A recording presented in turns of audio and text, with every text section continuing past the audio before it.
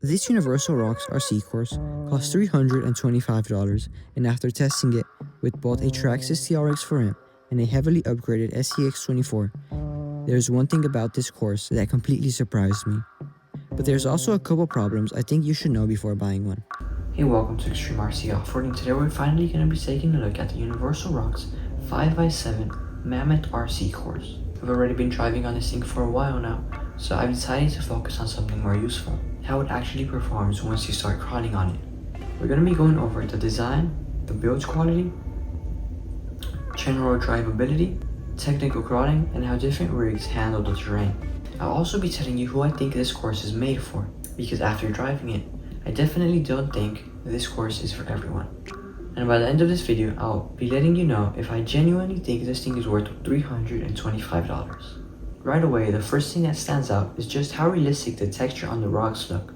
The coloring, cracks, ledges, and transitions actually feel a lot closer to real rock than most molded crawler courses I've seen. One thing I really like is that it doesn't feel repetitive. A lot of the smaller RC courses sort of feel a bit repetitive just after a few minutes. But this course has enough variation that different lines actually drive differently.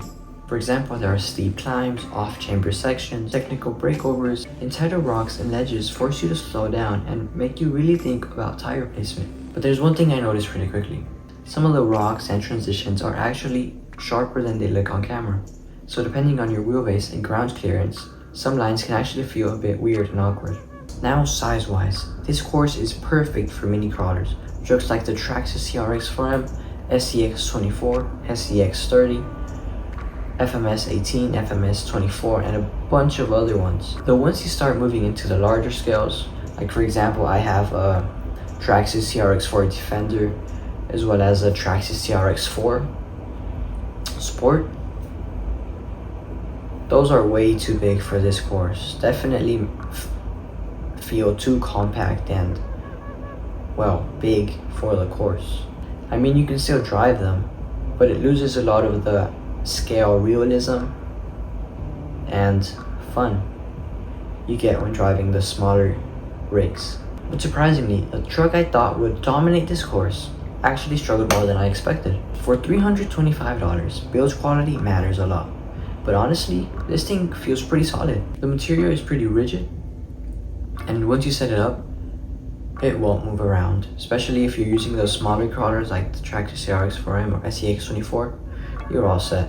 I put some boxes under my course to get that steep rock formation. But what I like about this course is that you can set it up however you want. The paint and texture also feel pretty durable. I've already put a decent amount of tire time on this course, and overall it looks pretty clean. Another thing I appreciate is that it doesn't look fake or toy-like. Especially when filming, this thing looks very realistic in scale. Now, one downside is definitely the price. $325 for an RC course is pretty steep. So depending on your setup, you really have to decide whether you want a realistic looking course that can be moved around anywhere. It's very portable. You can pack it up, go on a trip, take it with you. Or if you want something more functional and cheaper to crawl on. If realism or portability isn't your top priority, you could honestly just go outside. Or even just build your own.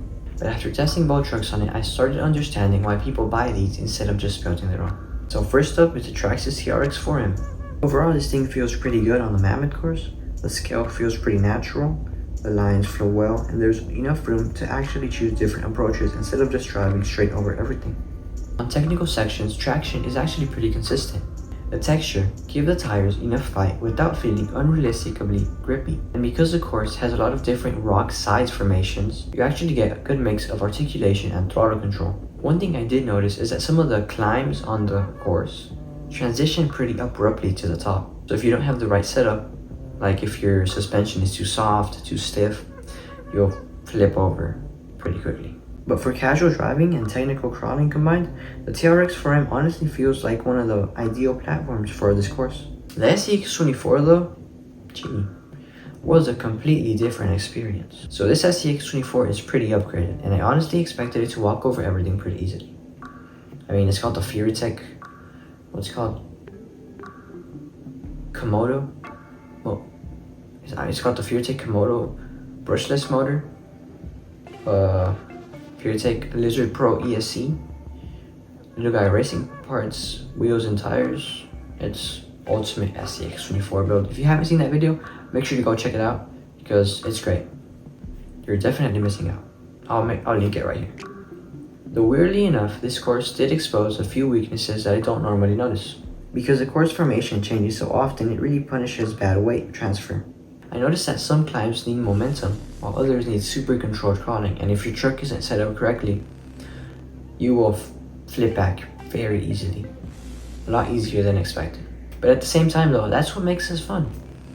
No one wants a flat RC course. You want it to actually be challenging, which is pretty good. So this course actually challenges those upgraded builds like my SCX24 with the FuriTech setup, without making every obstacle super easy. The more I drove it, the more lines I started to find. Sections like these were impossible at first, but after you got the hang of it, it actually became pretty satisfying. But then again, there's one question left. Is this actually worth $325? So after using the UniversalRocks Mammoth 5x7 course, here's my overall opinion. If you mainly drive small micro crawlers like the SCX24, SCX30, Traxxas TRX4M, FMS 18, then this course is great. The scale looks right, the terrain is challenging without being frustrating, and it looks great on camera. And it's also one of the better looking RC courses I've personally used. Now with that said, I don't think it's perfect. The price tag is definitely hard to ignore. And if you mostly run 110 scale builds like Traxxas TRX4, Bronco, Defender, Sport, you name it, this is not the course I'd recommend. It just feels too small once you start moving into larger scales. But for those smaller crawlers, especially if you like indoor crawling, I can definitely see why people buy these. The course is rugged, feels realistic, and stays interesting longer than I expected. Would I personally buy this knowing what I know now? For micro crawlers, absolutely. For larger 110 scales, definitely not. So really whether this is worth it really comes down to what you drive more often. But I want to know what you guys think. Do you guys think this RC course is worth $325? Or would you guys just build your own? Drop your comment below. Well, that was pretty much it for today. Thank you for watching. If you enjoyed this video, make sure to like and subscribe so you don't miss the next video.